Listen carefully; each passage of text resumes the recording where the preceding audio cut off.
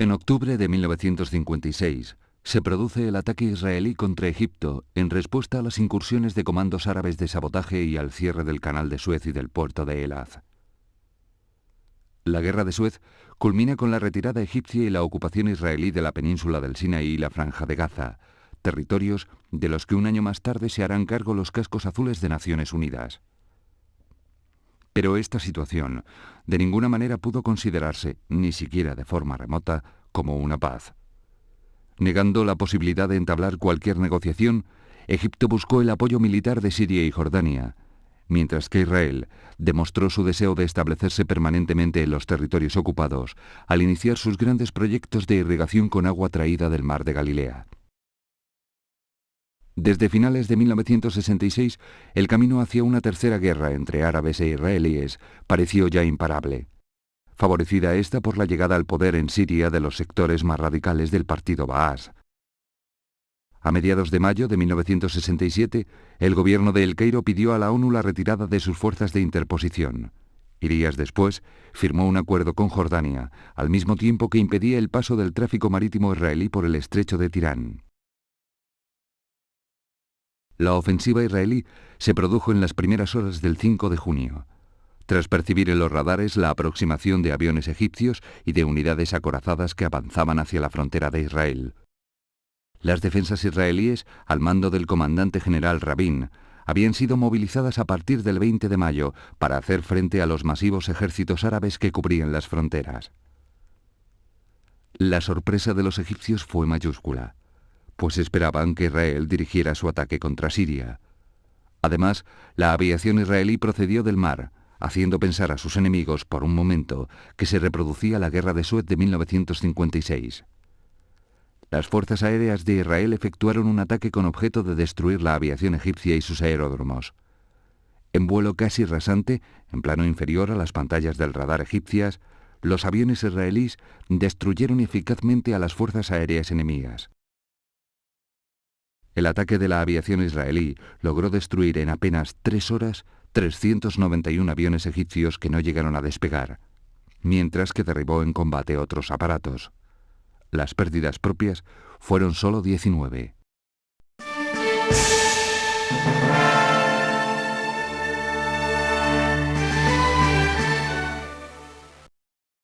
El éxito aéreo permitió un cómodo avance de la infantería israelí sobre los ejércitos egipcios del Sinaí, que contaban con 7 divisiones y unos 1000 tanques.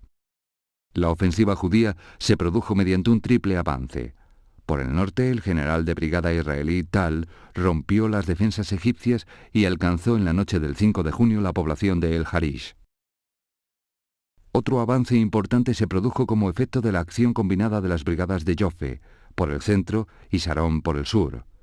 Jofe realizó una incursión por el desierto que le permitió adentrarse por detrás de las líneas egipcias, dominando el 6 de junio la carretera que enlaza a Abu Ageila con Bir Lafan. Al mismo tiempo, la división de Sharon atacó en plena noche las defensas egipcias en Kataf, logrando dominar el cruce de Abu Ageila.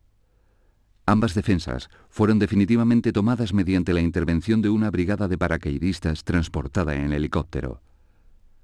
Simultáneamente, el avance israelí en el frente del Sinaí continuó por el norte, rompiendo la resistencia de las tropas egipcio-palestinas que defendían la Franja de Gaza. El mismo día 5, el rey Hussein de Jordania recibe informaciones erróneas según las cuales las tropas egipcias están derrotando a las israelíes en el Sinaí.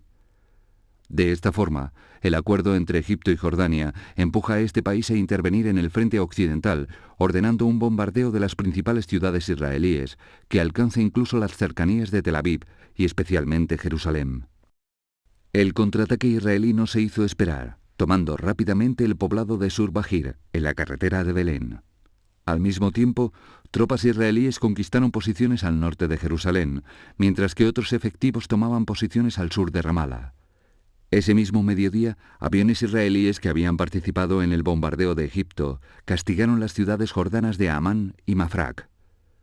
Por la noche, una brigada de infantería tomó el pueblo de Latrum, avanzando por la carretera de Beit Horon, con el propósito de contactar con los efectivos situados a las afueras de Ramala. Los movimientos de avance israelíes en el frente occidental quedaron desde este momento fijados en torno a Jerusalén, donde se estableció el mando central. Este ordenó primero un ataque hacia el sur de la ciudad, para, algo después, realizar un ataque de la infantería de marina y una brigada acorazada hacia el norte de Jerusalén. Posteriormente, el avance se produjo hacia el este, logrando cortar la comunicación entre las fuerzas jordanas con base en Jerusalén y sus refuerzos situados en Samaria. En la noche del 6 de junio, los combates se produjeron en el área norte. Tropas jordanas atacaron territorio israelí, pero debieron retirarse al sufrir un duro contraataque a base de infantería y acorazados. Así, fuerzas israelíes penetraron en territorio jordano, rodeando la población de Jenin. La cruenta lucha de blindados se saldó con el triunfo de Israel y la ocupación de una amplia franja de terreno. Después de un día entero de enfrentamientos, el despliegue israelí permitía enlazar las tropas de los mandos central y norte que convergían en el centro de las posiciones jordanas tras su avance por el sur, oeste y norte. El segundo día de guerra en el Sinaí, las tropas del general israelí Tal continuaron su avance paralelo a la costa desde El Arish, en dirección al canal de Suez, al mismo tiempo que otra columna atacaba las defensas egipcias en Bir Lafan, logrando enlazar con las tropas del general Jofe.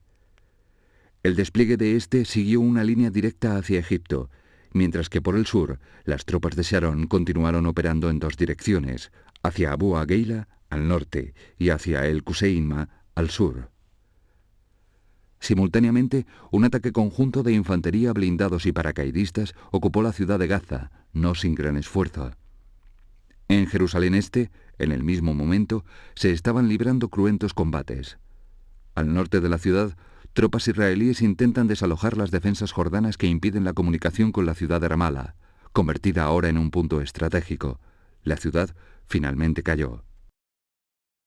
En el mismo escenario, desde el norte, las fuerzas israelíes continuaron su avance en dirección sur, al mismo tiempo que desde el oeste caía la ciudad de Calquililla. El ataque israelí concluyó con la toma definitiva de Jenin, al mediodía del segundo día de guerra.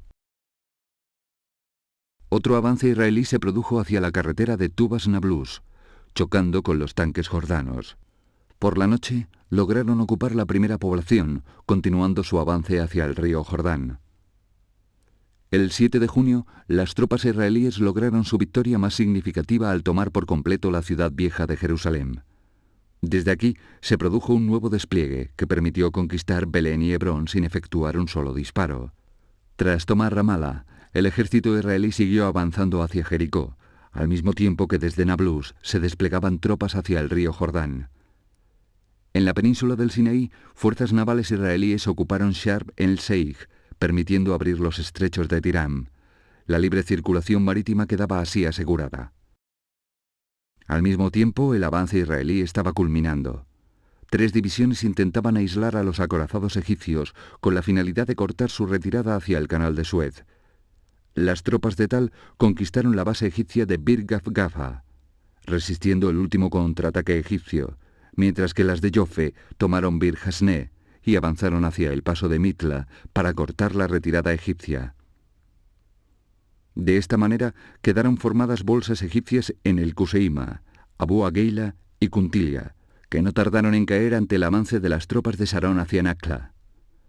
El cuarto día de guerra, el ataque israelí en el Sinaí se hacía ya imparable. Las tropas de Tal ocuparon Cantara e Ismailía, mientras que las de Jofe avanzaron en 3 líneas hacia la ciudad de Suez, el lago Amargo y Ras Sudat. El despliegue de tropas fue perfecto, enlazando en Abu Zenima con las tropas paracaidistas que tras ser lanzadas sobre Sharm el-Sheikh marchaban hacia el norte. La desesperada defensa egipcia en el paso de Mitla convirtió este lugar en el escenario de un acto desesperado que no impidió la ocupación total de la península del Sinaí en tan solo 4 días. La debacle sufrida por egipcios y jordanos propició la aceptación de un alto el fuego promovido por Naciones Unidas al que también se sumó Israel. Sin embargo, la guerra aún no había finalizado. Siria, instigadora de la guerra, se había limitado a bombardear los poblados israelíes en los altos del Golán, ocupando el Kibbutz Dan. En respuesta, las fuerzas israelíes, ya libre de la presión de los otros frentes, atacaron las bien defendidas posiciones sirias en el Golán. El ataque principal se produjo por el norte, combatiendo casi cuerpo a cuerpo. El avance israelí permitió tomar Tel Farq, no sin sufrir numerosas pérdidas humanas y materiales. De todo un batallón acorazado, solo 2 tanques quedaron intactos. Simultáneamente, fuerzas israelíes atacaron la línea defensiva siria en el Golán por el sur, en el área situada al norte del Mar de Galilea. Al día siguiente, 10 de junio, ambas columnas cayeron sobre Quneitra, mientras que a la vez se lanzaban paracaidistas desde helicópteros muy por detrás de las líneas enemigas y una unidad acorazada penetraba hacia Harab y Rafid. La toma de los altos del Golán estaba así completada, lo que obligó a Siria a aceptar el alto el fuego de Naciones Unidas justo cuando los israelíes se dirigían hacia Damasco. La guerra había acabado. En apenas 6 días, Israel en solitario había derrotado a sus oponentes árabes. Mientras que estos sufrieron 15.000 muertos y 6.000 prisioneros, los israelíes habían tenido tan solo 777 bajas, 2.586 heridos y 17 prisioneros.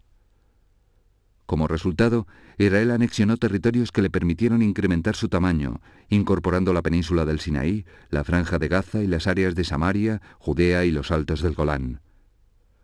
Con todo, las incorporaciones serán en el futuro fuente de nuevos conflictos, pues las poblaciones palestinas que con la ocupación de Gaza y Cisjordania quedaron bajo control israelí o se refugiaron en los países limítrofes, pugnarán más adelante por recuperar su dominio sobre estos territorios.